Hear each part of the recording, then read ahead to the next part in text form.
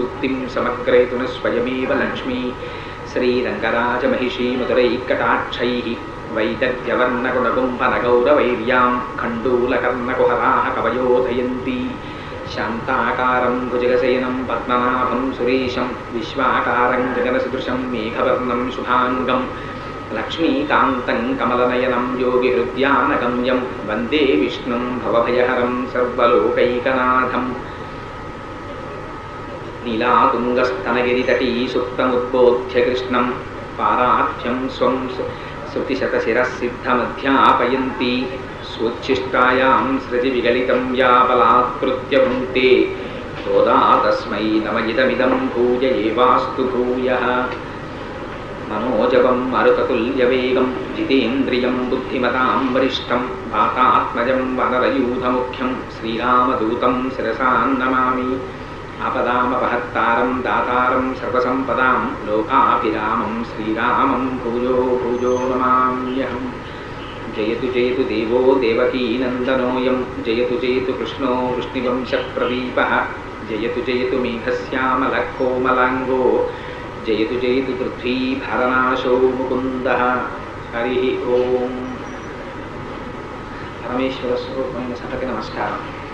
నిన్నటి రోజున పరమ పవిత్రమైనటువంటి ఆ దృక్పావై అనబడేటటువంటి శ్రీవ్రతంలో అమ్మవారు గోదాదేవి దాన్ని ప్రారంభించి 30 రోజుల పాటు పాటలుగా పాడి శ్రీకృష్ణ పరమాత్మని తాను చేరుకుని మనందరికీ కూడా మార్గదర్శకమై ఆ తల్లి 30 రోజుల పాటు నిర్వహించినటువంటి ధనుర్మాస వ్రతము అనబడేటటువంటి ఈ వ్రతాన్ని గురించి వ్యాఖ్యానాన్ని ప్రారంభం చేశాం.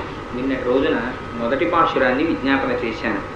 రెండవ పాశురంలో ఆ తల్లి అంటుంది, వైయత్తు వాళ్ వీర్గాళ్ నామం నంబావైక్ செய்யும் கெரிசைகள் கெளிரோ பார் கடலுள் பையத்து இந்திர பரமனடிப்பாடி நெய்யுண்ணோம் பாலுண்ணோம் நாட்காலே நீராடி மையெட்டெழுதோம் மலரிட்டு நாம் முடியோம் செய்யாதன செய்யோம் தீக்குறளை சென்றோடோம் ஐயையும் பிச்சையும் அந்தனை யுங்கை காட்டி ఉయ్యుమారిణ్ణి యుగందేడో రెంబావాయ్ అంటుంది.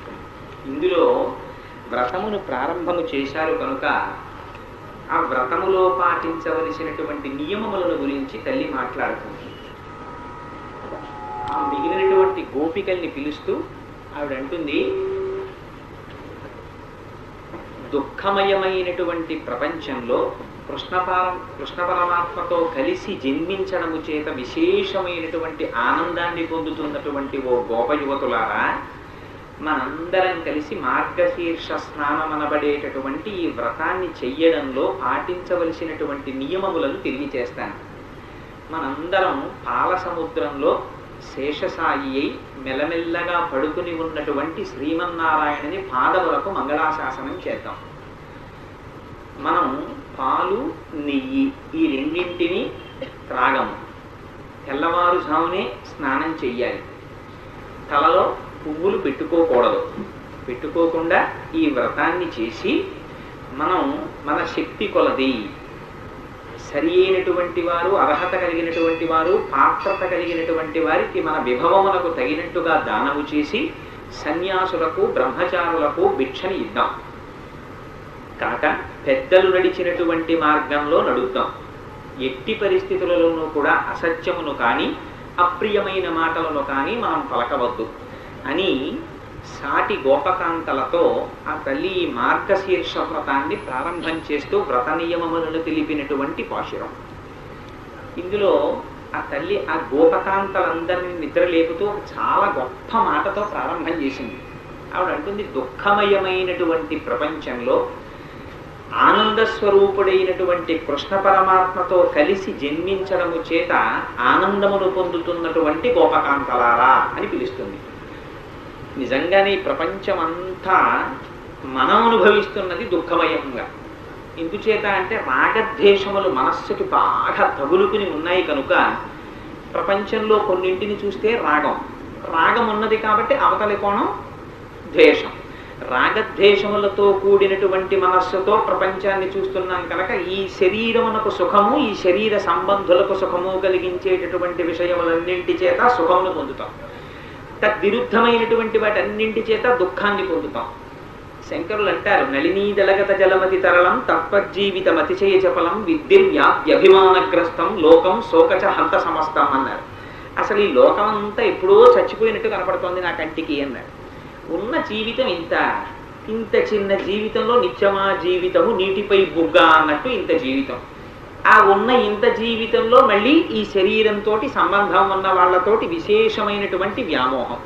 ఆ వ్యామోహం పెట్టుకుని వాళ్ళందరికీ సుఖం కలిగితే అది మన సుఖం, దీనికి దుఃఖం కలిగితే మనకి దుఃఖం అనేటటువంటి భ్రాంతిలో జీవితాన్ని గడుపుతూ దుఃఖమయంగా వెళ్ళిపోతున్నటువంటి ప్రపంచంలో ఇవాళ వాళ్ళు విశేషమైనటువంటి ఆనందాన్ని పొందుతున్నారు. ఎందుకు ఆనందాన్ని పొందుతున్నారంటే కృష్ణుడు వారితో కలిసి జన్మించాడు. అసలు కృష్ణుడు అన్న మాటకే అర్థం అది. కృష్ణుడు అంటే నిరతిశయమైనటువంటి ఆనంద స్వరూపుడైన భగవంతుడు. ఎక్కడుంటే అక్కడ ఆనందం తప్ప అసలు దుఃఖం ఉండేందుకు అవకాశం ఉండదు. అందుకే వెంకటాచలంలో స్వామి ఎక్కడుంటే దానికి ఆనంద నిలయం అని పేరు. ఆనంద నిలయం ఆయన ఉండడం వల్ల ఆనంద నిలయం, ఆనంద నిలయంలో ఆయన ఉండడం కాదు. ఆయన ఎక్కడుంటాడో అక్కడ ఆనందం ఉంటుంది, అక్కడ దుఃఖం ఉండే అవకాశం ఉండదు. ఆయన తెలుసుకోబడాలి. ఆయన ఉన్నాడు అని తెలుసుకుంటే దేహం దేవాలయో ప్రోక్త, ఈ లోపల ఆయన ఉన్నాడు ఇది దేవాలయము అని తెలుసుకున్న వాడికి సర్వకాలములందు ఆనందంగానే ఉంటాడు. అందుకే దేవీ భాగవతంలో ఒక అందమైనటువంటి మాట చెప్తారు, జ్ఞానం సర్వకాలములందు ఉండవలసినటువంటిది ఇతి పురుషులకి. ఇతీనాం భూషణం జ్ఞానం సంతోషోహి ద్విజన్మనాం అంటారు. బ్రాహ్మణులకు సర్వకాలమునందు సంతోషం ఉండాలి. ఎందుచేత బ్రాహ్మణులకు సంతోషము అంటే వాడు బ్రహ్మమును అనుభవించినటువంటి వాడు కనుక, వాడు లోపల పరమాత్మ ఉన్నాడు, పరమాత్మ కన్నా వేరొకటి లేదని తెలుసుకున్నవాడు కనుక వాడు సర్వకాలములందు సంతోషంగా ఉంటాడు. అది లేనివాడు దుఃఖమయంగా ఉంటాడు.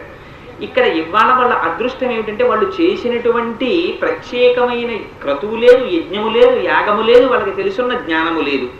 కానీ ప్రపంచంలో ఆనందమే స్వరూపంగా కలిగినటువంటి కృష్ణ పరమాత్మ వాళ్ళ యొక్క ఆ నందవ్రజంలో జన్మించాడు. జన్మించి వాళ్లతో కలిసి ఆడుకుంటున్నారు. అగ్నిహోత్రాన్ని అయ్యో నాకు తెలియదండి అగ్నిహోత్రం అని అందుకని ముట్టుకున్నాను అది కాలింది అంటే దానికి ఏమీ ఇంకా క్షమార్పణ లేదు. దాని స్వరూపం అటువంటిది. అగ్ని వేడిగా ఉంటుంది. అయ్యో పాపం పసిపిల్లాడు ముట్టుకుంటున్నాడు వాడిని కూడా కాల్చేయడం అని చూడదు. ఎవరు ముట్టుకున్నా కాల్చేస్తుంది అగ్నిహోత్రం. అందుచేత అగ్నిహోత్రానికి కాల్చడం ఎంత ధర్మమో, నీటికి తడపడం ఎంత ధర్మమో, గాలికి స్పర్శనివ్వడం ఎంత ధర్మమో, పరమేశ్వరుడికి ఆనందాన్ని ఇవ్వడం అంత ధర్మం.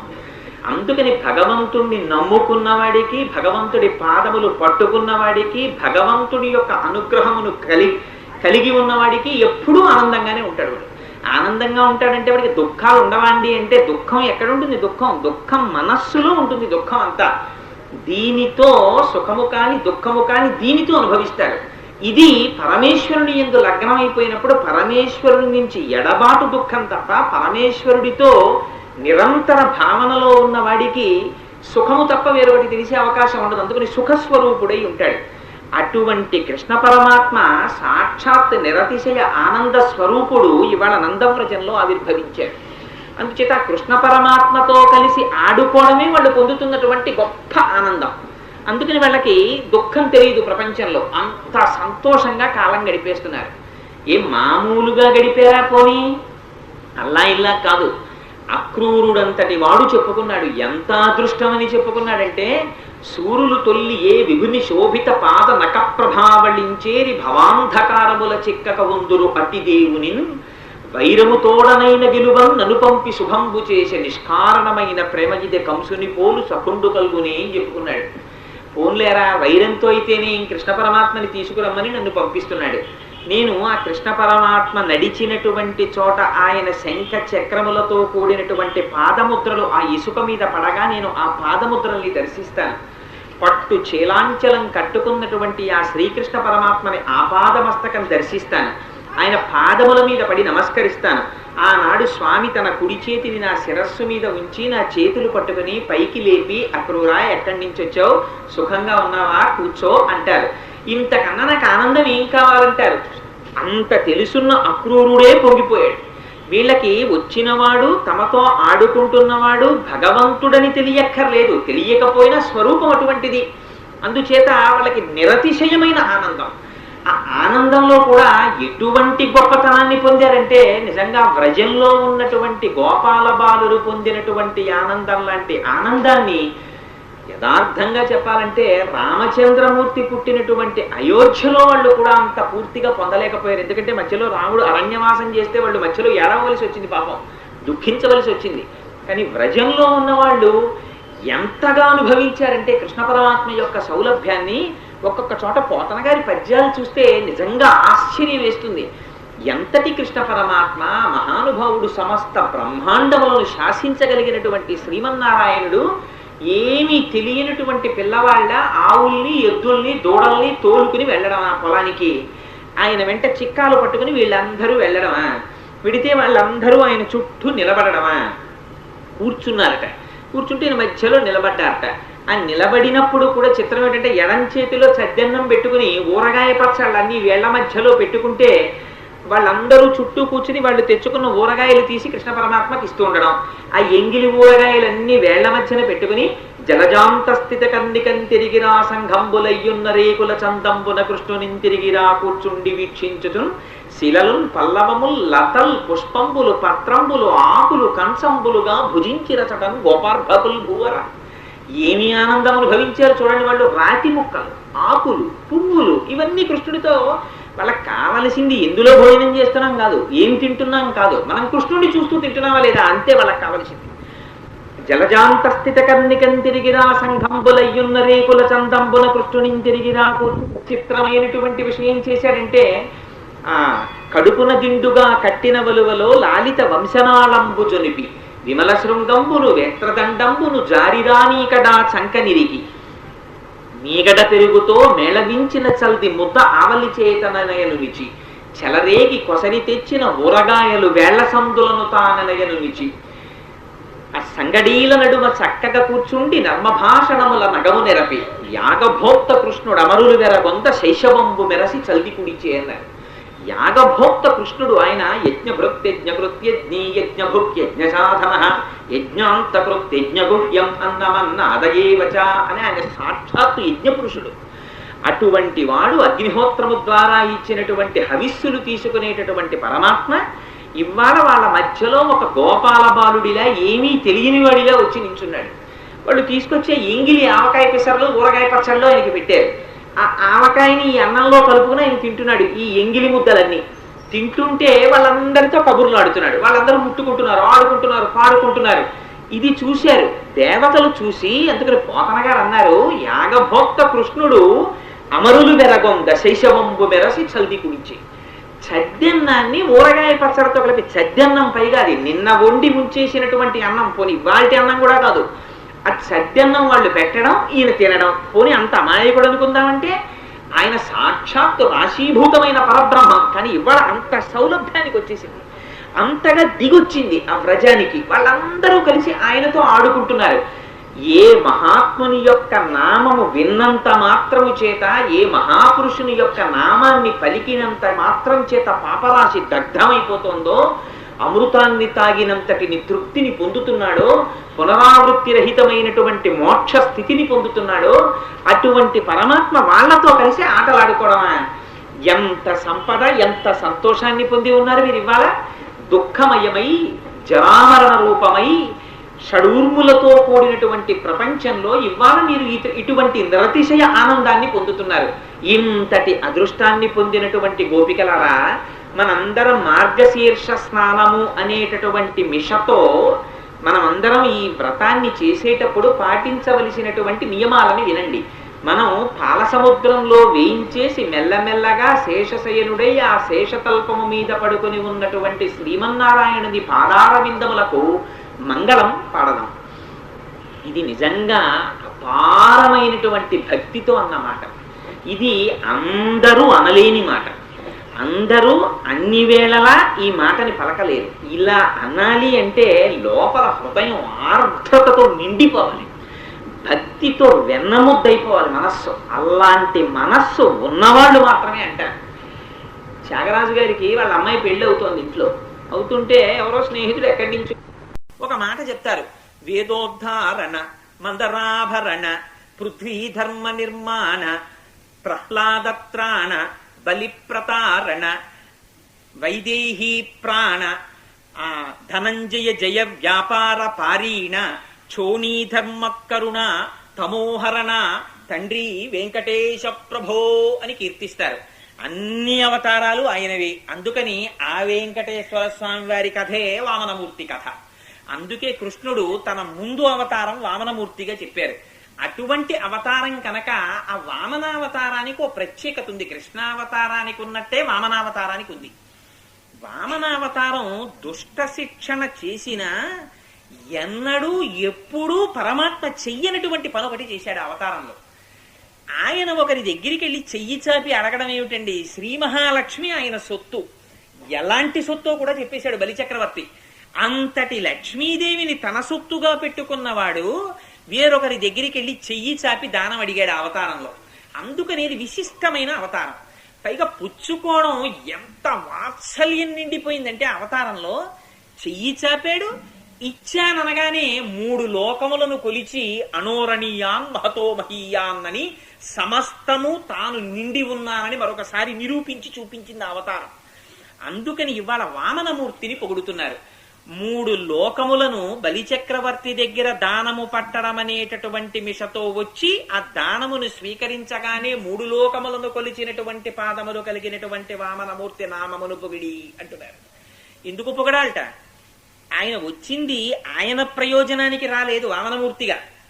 అదితి ఏడిచింది కశ్యప ప్రజాపతి దగ్గరికి వెళ్ళి, ఎండకన్నెరుగని ఇంద్రుని ఇల్లాలు పలుపంచాలను జాలిపడెను నేడు, త్రిభువన సామ్రాజ్య విభవమ్ము కోల్పోయి దేవేంద్రుడడవుల తిరిగి నేడు, అమరులకు ఆధారవవు అమరావతి అసురుల కాస ఆటపట్టయ్య నేడు, కలిమి గారాపు బిడ్డలు జయంతాదులు శబరార్భకుల వెంట చనిరి నేడు, అటువంటి బలి జగములనెల్ల బలియుచునున్నాడు, అతని గెలువరాదు వాసవనకు, యాగభాగమెల్ల అతడు ఆహరించును కడగి దేవతలకొక్క కడియ నీడు.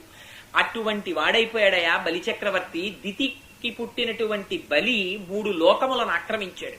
ఇంద్రుణ్ణి రాజ్యభ్రష్టుణ్ణి చేసి అమరావతిని ఆక్రమించాడు. ఇవాళ ఇంద్రుడికి తినడానికి పట్టాడు అన్నం లేకుండా అరణ్యాల్లో తిరుగుతున్నాడు. అందుకని నా కొడుకు ఇంద్రుడికి మళ్లీ రాజ్యం వచ్చేటట్టుగా కటాక్షించమని భర్తను అడిగింది అదితి. అడిగితే ఆయన ఎంత గొప్ప సూక్తి చెప్పారో తెలుసా అండి? నేను ఎక్కడి నుంచి తీసుకొచ్చిస్తాను అదితి, నాకు సమస్తము బ్రహ్మముగా కనపడుతోంది, భగవంతున్ పరమున్ జనార్దను కృపా పారీడు సర్వాత్మకున్ జగదీశున్ శ్రీహరివేడు అతడున్ సంతుష్టుడై నీకున్ కావలసిన కోరికలనెల్లనిచ్చు. ఆ పరమేశ్వరుడు ఆ శ్రీహరిని వేడుకో, ఆయన కృపాపారీణుడు, ఆయన కృప కలిగిందా ఆయన నీకు సమస్తం ఇచ్చేస్తారన్నారు. అంటే ఆ తల్లి వ్రతం చేసింది, ఎదురుగుండా ఆవిర్భవించారు స్వామి. కనపడితే పొంగిపోయింది ఆ రోజున అదితి. పొంగిపోయి చూపుల శ్రీపతి రూపము నాపోవక త్రావి త్రావి హర్షోద్ధతయై వాపుచ్చి మంద మధురాలాపంబుల పొగడిన అదితి లక్ష్మీనాథుని పొగిడితే ఆయనన్నారు, నాకు సంతోషం కలిగింది అదితి, నీ కోడండ్రును నీ కుమారవరులు నీనాథుడు నీవును సంశ్లోకింపన్ సతులున్ పతుల్ సమ్మోదింప రాత్రించరుల్ శోకింపన్ భవదీయ గర్భమున తేజోమూర్తి జన్మించదన్ నాకున్ వెడుక పుట్టు నీ సుతుడనై నర్తించి వర్తింపగాన్. నాకు కోరిక పుట్టింది నీకు కొడుగ్గా పుట్టాలని, అందుకని వామనమూర్తిగా వస్తానన్నారు. అన్నట్టే వామనమూర్తిగా ఆవిర్భవించారు. పుట్టగానే కృష్ణ పరమాత్మకి బాల్యక్రీడలున్నాయి, వామనమూర్తికి బాల్యక్రీడలు లేవు. వెంటనే ఆయన ఉపనయనం చేసుకోవలసినటువంటి మహానుభావుడు అయ్యాడు. వెంటనే మహానుభావుడు కశ్యప ప్రజాపతి ఆయనకి ఉపనయనం చేశారు. ఉపనయనం చేసిన తరువాత వటువుగా ఉండి బలిచక్రవర్తి యాగం చేస్తున్న దగ్గరికి వెళ్ళారు. బలిచక్రవర్తి మహాధర్మాత్ముడు, గొప్ప దానశీలత కలిగినటువంటి వాడు. ఆత్మనివేదనంకి బలిచక్రవర్తిని చెప్తారు 9 భక్తులలో. అంతటి మహానుభావుడు నిస్సందేహంగా ఇంద్రపదవిని అలంకరించవలసిన వాడు. అటువంటి వాడు ఇన్ని చేసినా చిన్న అహంకారం ఒకటి ఉండిపోయింది, నేను చేస్తున్నానన్న భావన ఉండిపోయింది. ఇంతటి ధర్మాత్ముడు పైగా బలిచక్రవర్తి యొక్క శిరస్సుని కత్తిరించలేనంతటి అసమర్థుడు కారు స్వామి. ఈయనకి వంశంలో ముందు తాతగారిగా ప్రహ్లాదుడు ఉన్నాడు. ఆ వంశంలో మహాభక్తుడైన ప్రహ్లాదుడు ఉండగా ఈ బలిచక్రవర్తిని చెనకితే తన భక్తుడు బాధపడతాడని రక్షించారు. అందుకని పిల్లనిచ్చే ముందు ఏమండి వాళ్ళ వంశంలో మహాభక్తులు ఎవరైనా ఉన్నారా అని చూసుకుంటారు ఒకసారి. ఆ వంశంలో అటు 7 తరాలు ఇటు 7 తరాలు చూస్తారు. అలాంటి వాళ్ళు ఎవరైనా ఒక్కడు ఉన్నాడు అనుకోండి, ఒక మహాపురుషుడు. అదిగో ఆ రాజమండ్రిలో ఉన్నారు ఆ శరభేశ్వర శర్మ గారు, మల్లంపల్లి శరభేశ్వర శర్మ గారు, శ్రీభాష్యం అపలాచార్య స్వామి గారు, ఇలాంటి వాళ్ళు పుట్టిన వంశాలు ఉన్నాయనుకోండి, అటు 7 తరాలు ఇటు 7 తరాలు కూడా చల్లగా చూస్తారు పరమాత్మ. ఎందుకంటే ఇంతటి మహాపురుషులు పుట్టినటువంటి వంశాలని. అందుకని అదిగో అటువంటి స్థితిని పొందినది కాబట్టి ఆ స్వామి అక్కడ ఆవిర్భవించి ఆ బలిచక్రవర్తి దగ్గరికి వెళ్లి దానం అడగడం కోసమని వెళ్ళారు. వెళ్ళి బలిచక్రవర్తిని సంహరించకూడదు, కానీ రాజ్యం ఇంద్రుడికి ఇవ్వాలి. ఎలా అంటే అంతటి శ్రీ మహావిష్ణువు కూడా ఒకరి దగ్గరికి వెళ్లి చెయ్యి చాపవలసి వస్తే వామనమూర్తి అయిపోయారట. అయిపోయి వెళ్ళి అక్కడ నిలబడ్డారు. నిలబడితే చూశాడు బలి. చూసి ఆశ్చర్యపోయాడు. ఎంత తేజోమూర్తిగా ఉన్నాడు రాయినా అని. ఒడుగా ఎవ్వరివాడవెవ్వడవు సంవాస స్థలం వెయ్యది ఎడకున్ని వరుదించుటం సఫలమయ్యన్ వంశమున్ జన్మమున్ కడు ధన్యాత్ముడనైతి ఈ మఖము యోగ్యం వయ్యే సుహృతంబులయ్య సిగులున్ కళ్యాణమి కాలమున్. నువ్వు రావడమే ఆనందమయ్యా స్వామి అని తెలియకపోయినా చెప్పేస్తున్నాడు వచ్చిన బ్రహ్మచారిని చూసి. ఈ అగ్నులన్నీ సంతోషిస్తున్నాయి నిన్ను చూసి, ఈ అగ్నులు మరింత పైకొస్తున్నాయి. ఏది నీకేం కావాలో కోరుకోవయ్యా, నువ్వు ఏం కోరితే అది ఇచ్చేస్తాను. వరచేలములో మాడలో ఫలములో వన్యంబులో గోవులో హరులో రత్నములో రథములో విమృష్ణాన్నమో కన్యలో కరులో కాంచనమో నికేతనములో భూములో ధరణీఖండమో కాకజేయబడిగదో ధాత్రి సురేంద్రోత్తమ, నీకు ఏం కావాలంటే అది ఇచ్చేస్తాను అడుగన్నాడు. అంటే ఆయన అన్నారు, నాకు అవన్నీ ఎందుకయ్యా, నాకు ఇవన్నీ నాకు అక్కర్లేదు, 3 అడుగుల నేల నాకు చాలు దానం ఇమ్మన్నారు. అనగానే బలిచక్రవర్తికి పాపం వచ్చినవాడు శ్రీ మహావిష్ణువు అని ఆయనకి తెలియదు. దానం ఇవ్వడానికి సిద్ధపడుతుంటే శుక్రాచార్యులు వారు చెప్పేశారు, అయ్యో అమాయకుడా, వచ్చినవాడు ఎవరో అనుకుని దానం ఇచ్చేస్తున్నావేమో, వచ్చినవాడు శ్రీ మహావిష్ణువు, నువ్వు ఇచ్చానన్నావా మొత్తం కొలిచేస్తాడు. ఎందుకని కొనుక్కున్నవాడు దానం పుచ్చుకున్నవాడు తొక్కి చూసుకోవాలి. మొత్తం కొలిచేస్తాడు ఆయన. అంతా ఆయన పాదాలతో కొలిచి చూపిస్తాడు. ఆఖరణ పాదం తీసుకొచ్చి నీ తల మీద పెడతాడు. నువ్వు భ్రష్టుడి అయిపోతావు, రాజ్యం పోతుంది, ఐశ్వర్యం పోతుంది. నా మాట విను. వారిజాక్షులందు వైవాహికములందు ప్రాణవిత్తమాన భంగమందు జగిత గోకులగ్ర జన్మరక్షణమందు బొంకవచ్చునకము పొందడదిప అని శుక్రనీతి చెప్పాడు. అబద్ధం చెప్పేయచ్చులే, పర్వాలేదు, ప్రాణ మాన విత్త భంగం ఏర్పడింది కాబట్టి ఏమోనయ్యా ఏదో అన్నాను కానీ ఇవ్వడం కుదరట్లేదని ఇంకో మాట వినకుండా అంతఃపురంలో వెళ్ళిపోన్నాడు. అంటే ఆయన అన్నాడు, బలిచక్రవర్తిని పరమాత్మ అందుకు రక్షించారు. ఆయన అన్నాడు, బ్రతకవచ్చుగాక బహువిధంబులనైన వచ్చుగాక లేమి వచ్చుగాక జీవధనములైన పడుగాక చెడుగాక మాట మీరలేడు మానధనుడు. ఏదైతే కాని నేను మాత్రం దానం ఇచ్చేస్తాను. పైగా వచ్చినవాడు శ్రీ మహావిష్ణువు అంటున్నావు నువ్వు. ఆయన ఇటువంటి వాడయా, అదిన్ శ్రీసతి కొప్పుపై తనువుపై అంశోత్తరీయంబుపై పాదాబ్జంబులపై కపోలతటిపై పాలిండ్లపై నూత్న మర్యాదంచెందుకరంబు క్రిందగుట ఆపై నా కరంబుంట మేల్ కాదే రాజ్యము గిజ్జమున్ సతతమే కాయంబు నా పాయమే. శ్రీ మహాలక్ష్మి యొక్క ఆ శిరస్సు మీద, ఆవిడ ఒంటి మీద, ఆవిడ చెక్కిళ్ల మీద, ఆవిడ పాదాల మీద నూత్న మర్యాదంచెందుకరంబు, ఆవిడ మీద చెయ్యి వేసినప్పుడల్లా ఆనందాన్ని పొందేటటువంటి చెయ్యి నూత్న మర్యాద పొందుతుందట. నూత్న మర్యాద అంటే మళ్ళీ వాళ్ళు తీసి చెయ్యి ఇవతల వాళ్ళ మీద వేయరు. అది ఆ చెయ్యి వెయ్యడమే ఆనందం అనుకునేటటువంటి చెయ్య. లక్ష్మీదేవి అంతటి దాన్ని ఆనంద పెట్టిన చెయ్య. అటువంటి చెయ్యి కింద నా చెయ్యి మీద ఎంత అదృష్టమయ్యా, దానం ఇచ్చేస్తానన్నాడు. అయితే నా మాట వినలేదు కాబట్టి రాజ్యభ్రష్టుడు అయిపోతా ఉన్నాడు. ఈ మాట గురువుతో అనిపించడానికి వచ్చారు ఆయన. గురువు మాట వేదవాక్ అయిపోతుందంతే. ఇదే బృహస్పతి చెప్పాడు బయలుదేరే ముందు, అతనికి గురువుల కటాక్షం ఉంది, నువ్వేం చేయలేవు అన్నాడు. ఇవాళ స్వామి వచ్చారు, గురుశాపం తగిలింది బలిచక్రవర్తికి. ఆ దానం ఇచ్చేస్తాను రమ్మన్నాడు. బలిదైత్యేంద్రకరద్వయీ కృతజల ప్రక్షాళన వ్యాప్తికి జలజాతాక్షుడు సాచ యోగి సుమన సంప్రాప్తిత శ్రీదమున్ కలితానమ్ర లలాట పదవీ కస్తూరికాషాదమున్ నలినామోదము రత్ననూపరము నానావేదమున్ పాదమున్. ఆ పాదములను కడిగి జలధార పోసి దానం చేసేశాడు. ఆ చెయ్యడం కూడా విప్రాయ ప్రకట వ్రతాయ భవతే విష్ణుస్వరూపాయతే తత్ప్రామాణ్య విదే త్రిపాదస్య ధరణిం దాస్యామియంచున్ క్రియాక్షిప్రుండై ధనుజేశ్వరుండు వడుగుం చేసాచి పూజించి బ్రహ్మప్రీతమ్మని ధారబోసె భువనం ఆశ్చర్యము పొందగాను. శ్రీ మహావిష్ణు స్వరూపంగా చూసి 3 అడుగుల నేల ధార పోసేశాడు. ధార పోసేయగానే ఆ నీటి ధార వచ్చి చేతిలో పడింది తంతే పరమాత్మకి. చాలు, అవతార ప్రయోజనం తీరిపోయింది. ఒక్కసారి ఒక పాదంతో ఊర్ధ్వలోకాలన్నీ కొలిచేశారు. ఆ కొలిచేయడంలో నిజంగా పోతన గారు ఎలా అనుభవించారంటే, ఇంతంతై వటుడింతయై బరుయుతానింతై అభోవీధిపై ఎంతై తోజిదమండలగ్రమణ కల్లంతై ప్రభారాశిపై ఎంతై చంద్రుడ కంతయై ధ్రువునిపై ఎంతై మహర్వాటిపై ఎంతై సత్య పదోన్నతుండగుచు బ్రహ్మాండాంత సంవర్ధి అయి అలా అలా పెరిగిపోయి స్వామి త్రివిక్రముడై ఆ ఊర్ధ్వలోకములన్నీ తన పాదంతో కొలిచేసేట. కొలిచేస్తే కదలని వస్తువులతో పెరుగుతున్న వస్తువుని చూపిస్తారు. రవిబింబంబుపబింప పాత్రమగు ఛత్రంపై శిరోరత్నమై శ్రవణాలంకృతిపై ఘలాభరణమై సౌవర్ణ కేయూరమై చివిమత్ కంకణమై కటిస్థలి ముదంచద్ఘంటయై నూపుర ప్రవరంపై పదపీఠమై వటుడుతా బ్రహ్మాండము నిండుచోన్. ఆ సూర్యుడు ముందు మొట్టమొదట అక్కడ ఉన్నప్పుడు ఆయన కిందున్నప్పుడు గొడుగులా కనపడ్డట. ఆయన దాటి వెళ్ళిపోతుంటే ముందు శిరస్సు మీద రత్నంలా కనపడ్డట. ఆ తరువాత చెవికి పెట్టుకున్న ఆభరణంలా కనపడ్డట. ఆ తరువాత మెడలో వేసుకున్న హారంలా కనపడ్డట. చేతికి పెట్టుకున్న కంకణంలా కనపడ్డట. వడ్డాణానికి పెట్టుకున్న గంటలా కనపడ్డట. పాదానికి పెట్టుకున్న నూపురంలా కనపడ్డట. పాదం కింద గుండ్రని పీఠంలా కనపడ్డట. గుండ్రని సూర్యుడు కనుక ఉపమానాలన్నీ గుండ్రంగా వేసేశారు.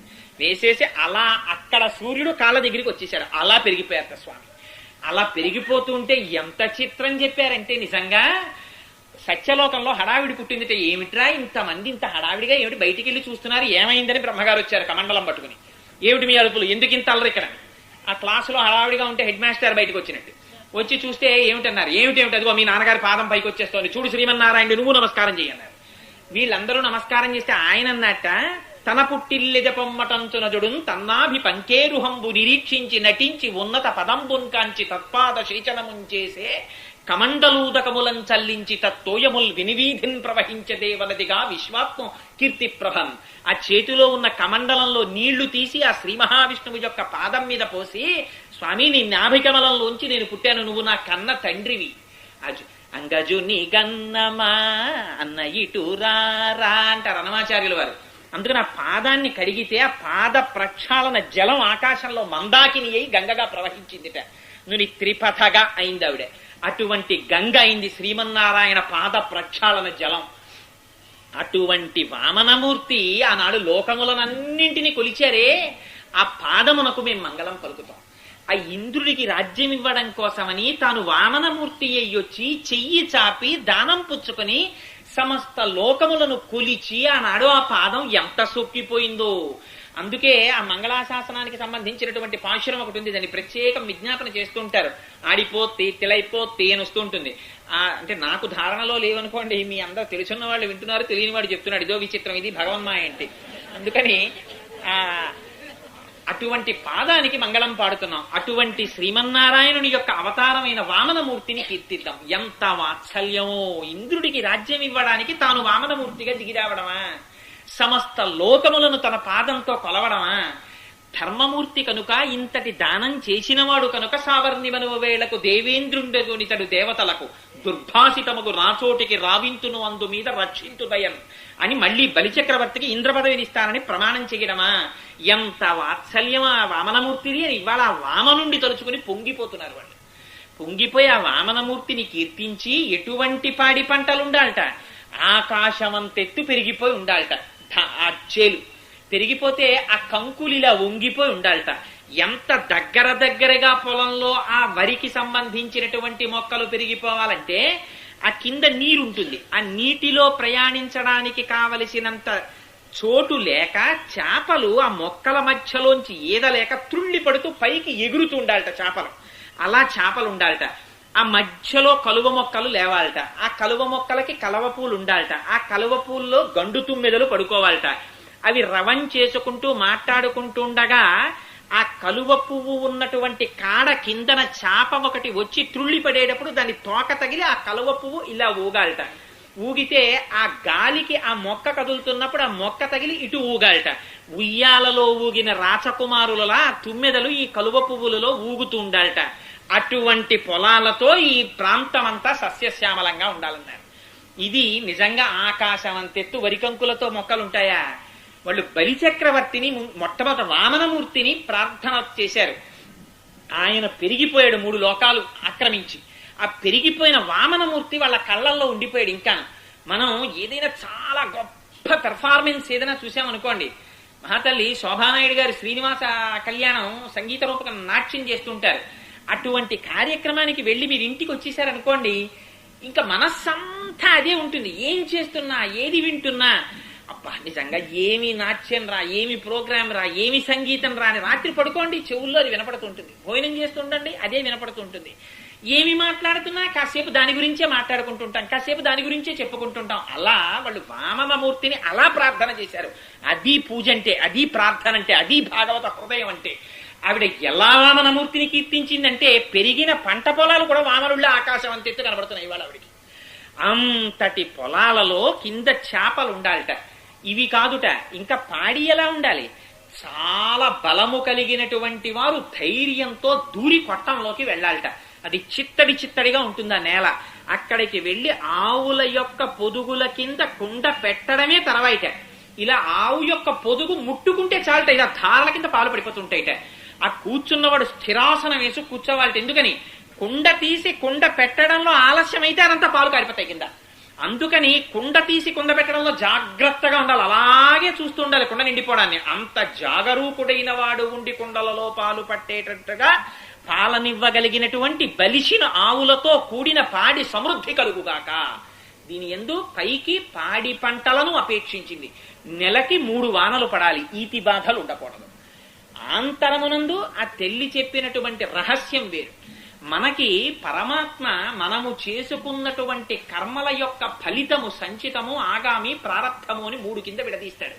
సంచితం అంటే మన పేరు మీద ఫిక్స్డ్ డిపాజిట్ పడిపోయి ఉంటుంది. మనం 50,000 పట్టుకెళ్ళి స్టేట్ బ్యాంక్ లో వేస్తాం ఫిక్స్డ్ డిపాజిట్. 5 ఏళ్ల తర్వాత తీసుకుంటామండి అంటాం. ఏదో వాడు ఆశ పెడతాడు, దాన్ని 80 చేస్తా 90 చేస్తా ఆశ బట్టి ఆ బ్యాంకు అందులో వేసుకుంటాం. అది సంచితం, ఇప్పుడు రాదు, 5 ఏళ్ల తర్వాత వస్తుంది. అందుకని అలా మన పేరు మీద మనం చేసినటువంటి పాపపుణ్యముల ఫలితములు కూడా పడిపోయి ఉంటాయి కొండల్లాగా. అందులో అన్నింటినీ అనుభవించలేం కనుక కొన్నింటిని అనుభవించడానికి కొన్ని తీస్తారు. బొత్తిగా పాప ఫలితమే తీస్తే ఏడుస్తూ కూర్చుంటాడు రా లేచిన దగ్గర నుంచి అని కొంచెం పాప ఆయన కన్సెషన్ ఇచ్చి అటు ఇటు వెతికి వీడు చేసిన పుణ్యం ఏం లేకపోయినా గుడి ముందు నుంచి వెళ్ళడం కూడా పుణ్యం కింద చేసేస్తాడు. ఎంత వాత్సల్యమో మహానుభావుడికి. చిత్రం, యథార్థంగా చెప్తున్నాండి, నేనే ఇందులో అబద్ధం చెప్పట్లేదు. ఎవరో వెళ్ళి గుండు చేసుకున్నవాడు కనబడ్డాడు. ఏమిటో తిరుపతి వెళ్ళి వచ్చానేంటి అంటాడు. అంటే అవునండి తిరుపతి వెళ్ళి వచ్చానండి. వీడు చాలా భక్తి శ్రద్ధలతో చెప్తాడు. ఏం ప్రసాదం చాలా మాకు అంటాడు. నేను చాలా కొంతమందిని, చాలా చిత్రమైన వ్యక్తులు ఉంటారు. ఓసారి నేను తిరుపతి వెళ్తూ మా ఆఫీసులో ఒక ఆయనతో తిరుపతి వెళ్తున్నానండి, ఆయన చాలా గడుసువాడని చెప్తుండేవారు అందరూ. నేను ఎప్పుడు ఆయన గడుసుతనాన్ని అనుభవించే అదృష్టం నాకు కలగలేదు. ఒక రోజున ఇదేంటి ఇవాళ తిరుపతి వెళ్తున్నానండి అన్నాను, ఎందుకో నా ప్రారంభం కొద్దీ. అంటే ఆయన అన్నాడు మీరు తిరుపతి వెళ్తున్నారా అని గబుక్కుని పరుసు తీశాడు. ఏమిటో గడుసువాడు అంటారు, ఇంత భక్తుడు అన్నమాట అనుకున్నాను. 5 రూపాయలు తీసి నాకు ఇచ్చాడు. గుండీలో వేయమన్నాడు అనుకుని జేబులో పెట్టేసుకున్నాను.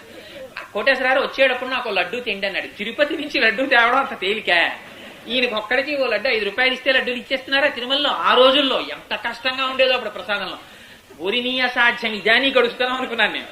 అలా మనం ఈ జన్మలో అనుభవించడానికి ఏదో చిన్న పుణ్యం చేస్తాడు. పుణ్యాన్ని కూడా చూస్తాడు స్వామి. తిరుపతి అని నోటితో అంటే చాలు వాచిక పుణ్యం అని వేసేస్తాడు. ఏదో మనకి తెలియదు మనం పుణ్యం చేసినట్టు. ఇక్కడ నేను కూర్చుంటాను, ఇక్కడ శరభేశ్వర శర్మ గారు కూర్చుంటారు. శరభేశ్వర శర్మ గారంతటి మహానుభావుడు నాకు తెలియదు, వీడు కోటేశ్వరరావు అని ఆయనకి తెలియదు. ఆయన బ్యాగ్ అక్కడ పెట్టి టికెట్ తెచ్చుకోవడానికి పెడతారు, దాని పక్కనే నా పెట్టి పెడతాను. దొంగాడు వచ్చాడు తీసుకుపోదామని, ఇక్కడ కూర్చున్నాను, ఆ 2 నావే అనుకుని దొంగతనం చేయకుండా వాడు వెళ్ళిపోయాడు. ఈ దొంగతనం చెయ్యకుండా వాడు వెళ్ళిపోయినటువంటి విషయం శరభేశ్వర శర్మ గారికి తెలియదు. ఆయన యొక్క పెట్టి నేను రక్షించాను అనుకోకుండా అని నాకు తెలియదు. కానీ చిత్రంగా కూర్చుని గుప్తంగా రాసేవాడు ఇక్కడ ఉన్నాడు. తెలిసో తెలియకో నువ్వు ఇక్కడ కూర్చుంటే శరభేశ్వర శర్మ గారి పెట్టి కూడా రక్షింపబడింది కనుక నీ దాంట్లో ఏదో అనుషంగిక పుణ్యమో, తెలియకుండా ఒక భక్తుడి పెట్టిని రక్షించిన పుణ్యమని వేసేస్తాడు. ఇదిగో దాన్ని తీసుకొచ్చి ఓ గవర్నమెంట్ ఆఫీసులో ఉద్యోగము అనో ఫలితాన్ని ఇక్కడ ఇస్తాడు. ఇలా పుణ్యము పాపము 2 కలిసి ప్రారబ్ధంగా అనుభవించడానికి ఓ సంచి ఒకటి పట్టరావాలి. ఇవి అనుభవించడానికి మరి అనుభవించడానికి ఒకటి ఉండాలి కదండి. అనుభవం దేంతో పొందుతారు? అందుకని తెచ్చుకుంటాం. శరీరం మనం కాయగూరలకు వెళ్ళామనుకోండి, మనకి అందుకే ఈ అలవాటు. ఎక్కడికన్నా వెళ్ళేటప్పుడు ఎందుకైనా మంచిదో బ్యాగ్ పట్టరారా అంటాం. ఈ బ్యాగ్ పట్టుకు తెచ్చుకోవడం అన్న అలవాటు ఎక్కడదంటే మనకు మొట్టమొదటి నుంచి ఉంది. ఈ సంచి అట్టుకుని వచ్చుకుంటాం. వచ్చుకుంటే దేంతో అనుభవిస్తారు? మరి కష్టం అనుభవించాలి. ఇది చాలా కష్టంగా ఉందండి అనాలంటే ఇది కష్టపడాలి. ఎంత సుఖంగా ఉందోనండి ఇది సుఖపడితేను. ఈ సంచి అనుభవిస్తూ ఉంటుంది. దీని లోపల ఆయన కూర్చుని ఇది ఎన్నాళ్ళు అనుభవించాలో అన్ని శ్వాసలను ఆయనకి లెక్క ఉంటుంది. అన్నింటి వరకు ఆయన ఇందులో కూర్చొని లెక్కెట్టుకుంటుంటాడు. అయిందా అయిందా అయిందా అని. సినిమాకి వెళ్ళిపోవాలన్న తాపత్రయం ఉన్న భర్త ఏమే అయిపోయిందా అంటుంటాడు వాచి చూసుకుని. అలా వీడు ఊపిర్లు తీసుకుని వీడు గొడవలో వీడు ఉంటాడు. వీడు ఇంకా సంపాదించేసుకుంటుంటాడు ప్రారంధాన్ని. ఇంకా వెళ్ళి సంచితానికి క్రెడిట్ అయిపోతుంటుంది. వెట్టి మూట అంది శాస్త్రం. దీన్ని కనపడదు. దీన్ని నెత్తి మీద ఎట్టుకు తిరుగుతూ ఉంటాడు ఈ వెట్టి మూటను అనుభవించడానికి. అసలు దీనికోసం వస్తాడు వీధిలోకి ఒక్కొక్కసారి, తెలుసా అండి? ఎందుకంటే వాడికి ఏం పని లేదు, నిష్కారణంగా బయటకు వస్తాడు. ఏమి తోచలేదని నించుంటాడు. అక్కడ కుక్క పడుకుని ఉంటుంది. వీడికి ఎందుకు? ఆ పక్కనున్న కుండీలో మట్టి బిడ్డ తీసి కుక్కను కొడతాడు. అది భయం లేచొచ్చి వీడిని గరుస్తుంది. అందుకే ఏమంటే పంతులు గారిని కుక్క కరిచింది అంటే అయ్యో పాపం అంటారు మన వాళ్ళు. అయ్యో పాపం అనడంలో ఎంత రహస్యం ఉందో తెలుసా అండి? ఎక్కడో ఏదో జన్మలో కుక్కని బాధ పెట్టడం అనేటటువంటి పాపాన్ని చేసినటువంటి సంచితములోంచి ఈ జన్మలో కుక్క చేత తిరిగి కడవబడడం అనేటటువంటి ప్రారంధాన్ని నుదుటున రాస్తే దాన్ని పంతులు గారు ఇవాళ అనుభవించారా? ఇది అయ్యో పాపం. అందుకని ప్రారంధం కింద ఇప్పుడు అనుభవించడానికి ఓ సంచి. అందుకని దీంట్లో వేసుకుంటూ ఉంటాడు అన్ని, మళ్ళీ దీంతో అనుభవిస్తూ ఉంటాడు. ఈ సంచోటి పట్టుకు తిరుగుతూ ఉంటాడు. తిరుగుతూ ఎప్పటికీ అసలు భగవంతుడి వైపుకి ఆభిముఖ్యం ఉండదు. అక్కడే గుడి ఉంటుంది, ఆ పక్కనే వాడుంటాడు. వాడు ఎప్పుడూ గుళ్ళోకి వెళ్తాడు. కానీ ఆయనకు తాపత్రయం ఉంటుంది లోపల ఉన్న ఆయనకి. అయ్యో వాడు రాడురా, పోనీ నేనే పెడతాను రా అని. కొడుకు ఎప్పుడు తండ్రి దగ్గరికి రాడు. పాపం ఈయన పిఎఫ్ అంతా అమ్మేసి వాడిని చదివించాడు. నాకు ఎక్కడ ఖాళీ నాన్నగారు, ఒక్క రోజు లేకపోతే ఆఫీసు నాశనం అయిపోతుందంటాడు. అన్ని ఉంటుంది. వీడు రిటైర్ అయిపోయినా హాయిగా ఉంటుంది ఆఫీసు. పెట్టుకోకూడదు తాదాత్మ్యతలన్నీ పెట్టుకోవడం. అలానే ఆఫీసులు మానేయమని శాస్త్రం చెప్పలేదు. విహిత కర్మాచరణం జాగ్రత్తగా చేసుకుంటే చాలు, విర్రెక్కిపోకూడదంతే.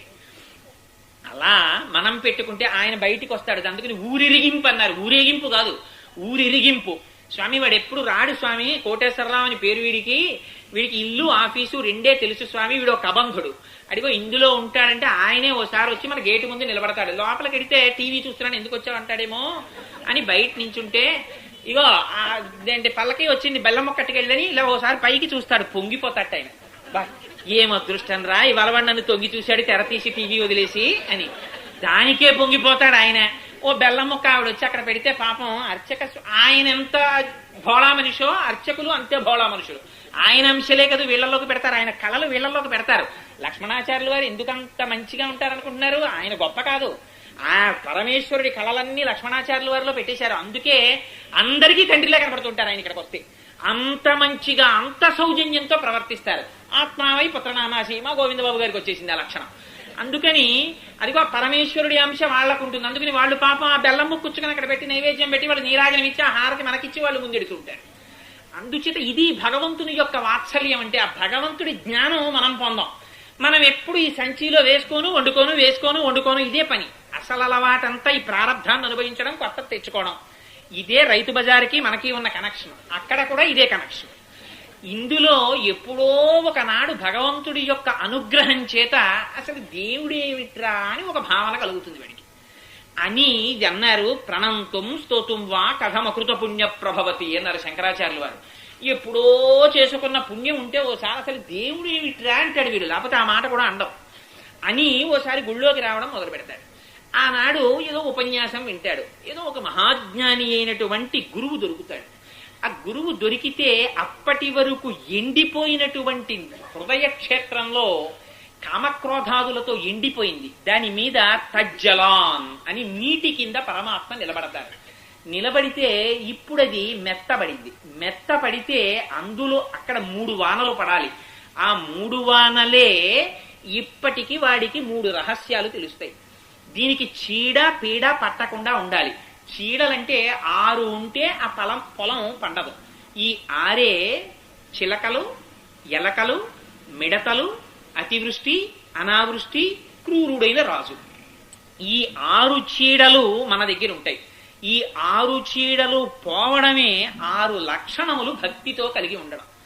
వాడికే చెందినవాడను, సర్వకాలములయందు వాడి చేతనే భోగింపబడవలసినటువంటి వాడను, వాడితో కలిసి ఉండుటమే సుఖము, వాడి నుండి విడువడుట దుఃఖము, వాడే నాకు రక్షకుడు, వాడి యొక్క ఆనందమే నా ఆనందము అనేటటువంటి 6 లక్షణాలు ఉండడం భక్తి.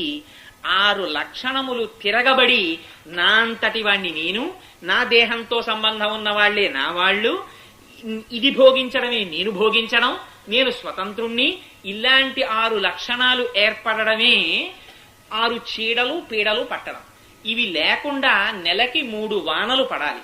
పడితే ఆ 3 వానల చేత ఈ లోపల ఉండేటటువంటి క్షేత్రము బాగా సస్యశ్యామలమై అది లోపల మెత్తబడాలి. ఆ 3 వానలే అనన్య శరణత్వము, అనన్య శేషత్వము, అనన్య భోగ్యత్వము అన్నారు పెద్దలు. అంటే వాడికే చెందినవాడనన్న భావన, వాడు తప్ప వేరొకడు రక్షకుడు లేడన్న భావన, బ్రహ్మమునందే రమించాలనేటటువంటి ఆనందము పూనిక కలిగి ఉండడం. ఈ 3 ముందు భక్తిగా ఏర్పడాలి. ఏర్పడితే ఆ లోపల చేపలు తుళ్ళి తుళ్ళి పడుతుంటాయి. చేపలకి ఏమిటి ఆధారం? చేపలకి నీరు ఉంటేనే తుళ్ళి పడతాయి.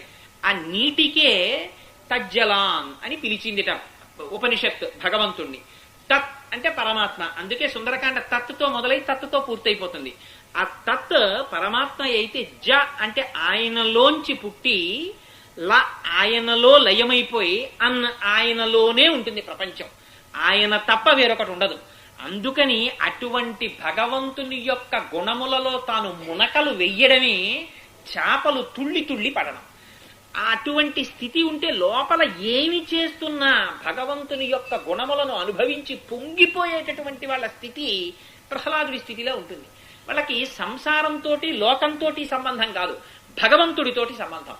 అందుకని మందార మకరంద మాధుర్యమున తేలు మధుపంపుబోవునే మదనములకు, నిర్మల మందాకిని వీచికల తూగు రాయంచనునే తరంగిణులకు, లలిత రసాల పల్లవ ఖాదియై చొక్కు కోయిలజనునే కుటజములకు, పూర్ణేందు చంద్రికా స్ఫురిత చకోరక మరుగునే సాంద్ర నిహారములకు, అంబుజోదర దివ్యపాదార వింద చింతనామృత పాన విశేషమత్త చిత్త మీరీతి ఇతర విషయంబు చేర నేర్చు వినుత గుణశీల మాటలు వేయునేల అంటాడు. ఆ అంబుజోదర దివ్యపాదార వింద చింతనామృత పాన విశేషమత్త చిత్తమును కలిగి ఉండడం, ఆ శ్రీమన్నారాయణుని యొక్క పాదపద్మములలోంచి స్రవించేటటువంటి తేనెను తాగి మత్తెక్కిపోయి పడిపోయినటువంటి హృదయం కలిగి సర్వకాలములయందు పానీయంబులు త్రాగుచున్ కుడుచుచున్ భాషించుచున్ హాసలీలా నిద్రాదులు చేయుచున్ తిరుగుచున్ లక్షించుచున్ సంతత శ్రీనారాయణ పాదపద్మయుగలి చింతామృతాస్వాద సంధానుండై మరచన్ సురారిసుతుడే తద్విషమున్ భూవరా. అదే ఆ చేపలు తుళ్ళి తుళ్ళి పడడం. ఆ తుళ్ళి తుళ్ళి పడేటటువంటి చేపలు ఉన్నటువంటి పొలంలో అక్కడ కలువ పూలు పెరగాలి. ఆ కలువ పువ్వులలో తుమ్మెదలు ఉండి రవం చేస్తూ ఉండాలి. అదే హృత్పుండరీకం అని. ఈ హృత్పుండరీకంలో ఆ లక్ష్మీనారాయణులు ఇద్దరు వాసము చేసి ఉండాలి. సర్వకాలముల యందు ఆ లక్ష్మీనారాయణుల యందు జానైకమగ్నుడే అంతర్ముఖుడయ్యేటటువంటి గొప్ప భాగవత స్థితి ఆయనకి కలగాలి. ఇది వాళ్ళు లోపల కోరుకుంటున్నటువంటిది పాడి. బాహ్యమునందు పంట వాళ్ళకి ఎటువంటి పాడి కావాలట? ఈ కోరుకున్నది పంట.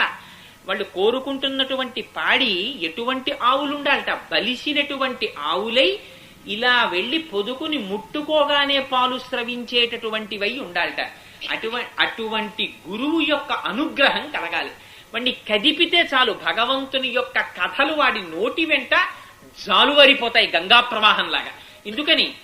నిండిపోయినటువంటి బింది ఇంకా నీటిని ఇమర్చుకోలేక అంచుల వెంట నీటి ధార కారిపోయినట్టు భగవంతుని యొక్క ఆనందాన్ని, ఆ గుణ విభూతులను తాను అనుభవించడము చేత ఆ అనుభవించిన ఆనందము లోపల ఆగక వాక్కుగా పైకి ప్రవహిస్తే అటువంటి వాక్ ప్రవాహము కలిగినటువంటి, అటువంటి భక్తి కలిగినటువంటి, అటువంటి శుద్ధి కలిగినటువంటి, నిరంతరము భగవన్నామ స్మరణ చేసేటటువంటి జ్ఞానము కలిగినటువంటి, భగవత్ స్వరూపాన్ని నిర్ద్వంద్వంగా తెలుసుకున్నటువంటి మహాపురుషులు ఎక్కడో ఉంటారు. అటువంటి మహాపురుషులైనటువంటి ఆవులు, ఆ ఆవులు గడ్డి తిని పాలివ్వవు. కృష్ణుని యొక్క వేణునాదమును తిని బలిసిన ఆవులు. ఆ వేణునాదము ఓంకారము, ప్రణవము. ప్రణవము యొక్క అర్థమును తరచి తరచి చూసి భగవంతునితో తమకున్న అనుబంధాన్ని లోపల నెమరవేసుకుని ఆ భగవంతుని యొక్క చేతి స్పర్శని తాము పొంది అటువంటి కృష్ణుని వేణు గానము చేత నిండినటువంటి హృదయము కలిగిన వారున్నారే, ఆ రాసలీల అనుభవించి బ్రహ్మానందమును పొందినటువంటి మహాపురుషులైనటువంటి గురువులు వారు ఉన్న చోట నేల చిత్తడిగా ఉంటుంది. అంటే అవి పోసినటువంటి మూత్రము చేత, అవి విడిచినటువంటి పాల చేత కాలు పెడితే జారిపోయేటట్టు ఉంటుంది. పూనికతో లోపలికి వెళ్ళాలి. ఎందుచేత వారి మాటలు మాట్లాడేటప్పుడు ఒక్క నిమిషం మనస్సు ఎటైనా వెళ్ళిందో ఆ నిమిషంలో ఎంతో జారిపోతుంది. వాళ్ళు అనుభవించిన ఆనందాన్ని ఆవిష్కరిస్తున్నారు. ఎవరో చుట్ట తాగుతున్నారండి దగ్గరలో, దయచేసి నా యందు అనుగ్రహంతో దాన్ని తీసేసేయండి. అందుచేత అదిగో అటువంటి పూనిక కలిగినటువంటి గురువులు ఉన్నటువంటి చోటికి వెళ్ళి శిష్యుడు చెయ్యవలసిందేమిటి? పూనికతో ఆ ఆవుల యొక్క పొదుగు ముట్టుకుంటే చాలట పాలు వర్షించేస్తాయిట. వాళ్ళ పాదములు వెళ్ళి ఇలా పట్టుకుని నమస్కారం చేసి అయా 4 మాటలు చెప్పండి అని అడిగితే చాలట. అడిగినటువంటి శిష్యుల ఆర్తిని చూసి చెప్పకుండా తానుండలేక చెప్పేస్తాట. అలా చెప్పేటటువంటి గురువులు ఎవరున్నారో వాళ్లే ఆ పొదుగు ముట్టుకునేటప్పటికే పాలను విడిచిపెట్టేవారు. పాలు జ్ఞానం. ఆ పాలు కారిపోయేటప్పుడు వీళ్ళు స్థిరాసనం వేసుకి కూర్చుని ఉండాలట. అంటే ఆవలింతలు రావడం, గురువు గారు పాఠం చెప్తుంటే తన మనస్సు ఎక్కడో విహరిస్తుండడం జరగకూడదు. రామకృష్ణ పరమహంస కాళికాదేవి దగ్గర కూర్చుని రామకృష్ణ పరమహంస అద్భుతంగా పాటలు పాడేవారు. పాట పాడుతూ తాదాత్మ్యతతో లీనమైపోయి పాట పాడుతుంటే ఎదురుగుండా కూర్చుని రాణి గారు కాళికాదేవి మెడలో వెయ్యడానికి కావలసిన పుష్పహారాన్ని కడుతోంది. ఆవిడ కడుతుండగా పాట పాడుతున్న రామకృష్ణ పరమహంస పాట పూర్తవగానే లేచి రాణి గారి లెంప పగిలిపోయేటట్టు దెబ్బ కొట్టారు. చుట్టూ ఉన్న వాళ్ళు హడిలిపోయారు. ఇదేంటి రాణి గారిని లెంప మీద కొట్టేశారు. ఆయన చెంప పెట్టిన తరువాత రాణిగారు ఆశ్చర్యపోయి చెంపన చెయ్యి చేర్చి పరమహంసని చూస్తూ ఉండిపోయింది. ఇంత తాదాత్మ్యతతో పాట జరుగుతుంటే అమ్మవారి మెడలో పుష్పహారం ఆవిడకి సంబంధించినటువంటి గుణములను అనుభవిస్తూ కట్టవలసిన దానివి రేపటి రోజున సభామండపంలో తీర్పు ఏమివ్వాలని ఆలోచిస్తూ నేరస్తుల గురించి ఆలోచిస్తూ మాల కడుతున్నావా? ఎందుక మనస్సును అటు ఇటు పోనిస్తున్నావు అని చెంపదెబ్బ కొట్టానన్నారు. అటువంటి స్థితిని పొందిన గురువులు ఉంటారు. అవతల మనస్సులో ఏం జరుగుతోందో కూడా గ్రహించగలిగిన వాళ్ళు ఉంటారు. ఎందుకని ఆ సర్వవ్యాపకుడైనటువంటి శ్రీమన్నారాయణుడితో తాదాత్మ్యత చెంది ఉన్నారు కనుక వాళ్ళు. అదిగో అటువంటి గురువుల దగ్గరికి వెళ్ళి వాళ్ళ పాదం పట్టుకోగానే ఆ నోటి వెంట ధార కింద వచ్చేస్తుంటుంది ఆ భక్తితో కూడినటువంటి జ్ఞాన వర్షం. అదే ఆవులు స్రవిస్తున్నటువంటి పాలు. అక్కడ స్థిరాసనంతో కూర్చోవాలి. ఎలాగో అలా కూర్చుంటే ఆ కుండ తీసి కుండ పెట్టడంలో పాలు పోతాయి. అందుకని స్థిరాసనం వేసుకుని గురువుగారి ముఖం వంకే చూస్తూ గురువుగారి నోటి వెంట వచ్చేటటువంటి ఆ ఆనంద ధారని తాను పట్టి తాగేయాలి.